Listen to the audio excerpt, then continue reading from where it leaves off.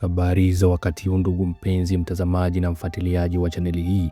Leo tunaangazia kauli rasmi za Rais wa Jamhuri ya Muungano wa Tanzania Dr. Samia Suluhu Hassan alizotoa katika mkutano wa viongozi wa vyama vya kisiasa.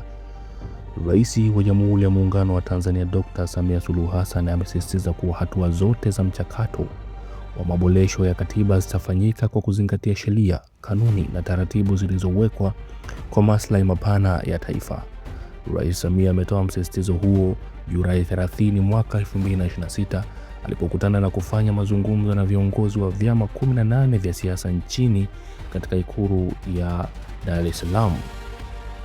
Ikiwa ni pamoja, huu ni mkutano wa pili wa aina hiyo wa kuitishwa tangu kufanyika kwa uchaguzi mkuu wa mwaka 2025. Mkuu huyo wa nchi amebainisha kuwa serikali itaendeleza mchakato wa maridhiano ya kisiasa kuelekea mapitio ya katiba, akitolea mfano hatua zilizofikiwa katika maandalizi ya maridhiano hayo visiwani Zanzibar.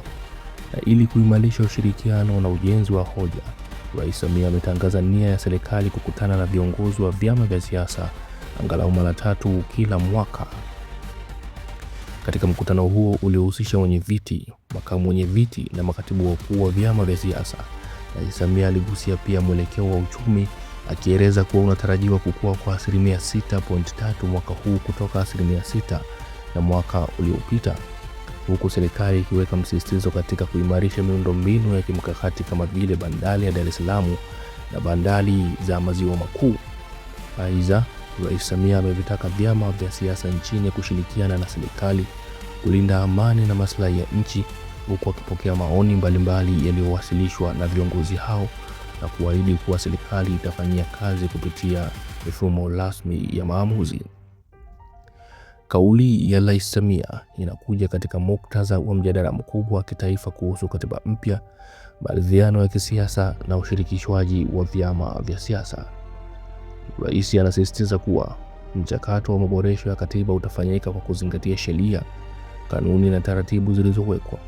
Hii ni kauli muhimu sana inayosisitiza utaratibu rasmi badala ya shinikizo la haraka. Anataja maendeleo ya maridhiano Zanzibar kama mfano. Mkutano huu ni wa pili tangu uchaguzi mkuu wa mwaka 2025.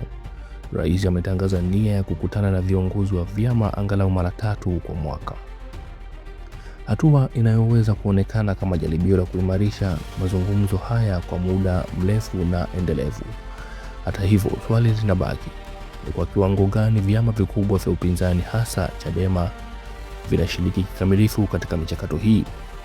Rais ametaja makadirio ya ukuaji wa uchumi kwa 6.3% na msisitizo wa miundombinu kama vile bandari ya Dar es Salaam na bandari za maziwa makuu. Hii inaonyesha serikali inajaribu kuunganisha mjadala wa kisiasa na ajenda ya maendeleo. Kauli ya Rais Samia inaonekana yenye tahadhari kubwa na inasisitiza utaratibu. Anasisitiza sheria, kanuni na taratibu, lugha inayotofautiana na wito wa pambaneni uliotolewa na makamu wa rais Nchimbi wiki chache zilizopita. Kwa kusisitiza mchakato utafanyika kwa kuzingatia sheria, rais anajaribu kudhibiti kasi na mwelekeo wa mjadala. Hii inaweza kuonekana kama tahadhari au kama kuzuia shinikizo la haraka.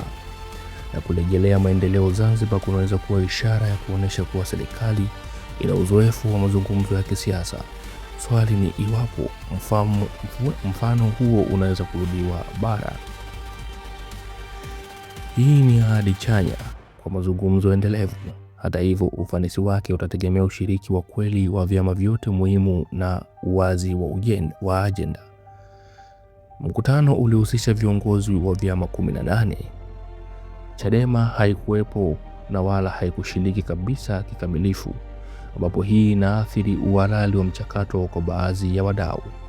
Kauli hii inakuja baada ya mjadala mkali kuhusu nia ya kweli ya serikali kuhusu katiba mpya, kesi za kisiasa na wasiwasi wa kimataifa.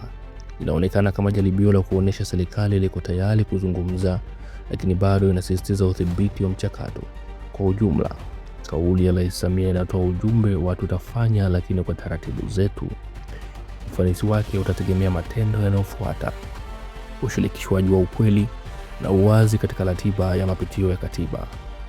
Haya yalikuwa ni uchambuzi wa kina kuhusu kauli za Rais Samia katika mkutano wa viongozi vya siasa, ambapo Kauli hizi zinakuja baada ya makamu wake Dr. Nchimbi kusema kuwa Watanzania wanatakiwa wapambane kupata katiba mpya, lakini yeye anasema atafuata sheria na kanuni zake kupata katiba mpya. Mchakato wa katiba na maridhiano unaendelea. Wewe una maoni gani kuhusiana na hilo? Je, unaona katiba itapatikana au itabidi Watanzania waipambanie kama alivyosema makamu wake Dr. Emmanuel Nchimbi kuwa inatakiwa mpambane kupata katiba mpya, ambapo kauli yake imeibua hoja na mijadala mbalimbali mitandaoni, ambapo wadau mbalimbali wamehoji kwa nini tupambane kama rais anahitaji katiba mpya. Kwa hiyo rais jana amekuja kujibu kuwa katiba mpya itapatikana ila kwa kufuata sheria na taratibu zake. Na kitu cha kwanza anachotaka kwanza ni maridhiano. Sasa maridhiano yatafanyikaje wakati baadhi ya vyama vya siasa haviko radhi kufanya mpaka kiongozi wao wa Chadema kwa mfano, mpaka kiongozi wao aachiwe huru, ambapo jana mahakama imetoa taarifa kuwa kesi yake ya uhaini itaanza rasmi kuanzia tarehe 10 mwezi huu wa 8 mpaka Septemba 7. Sasa tutajuaje matokeo yake atakuwaje? Tutakuletea hapa taarifa hiyo kuhusiana na hiyo kesi, na tutakupa feedback zote na updates zote kuhusiana na kesi hiyo.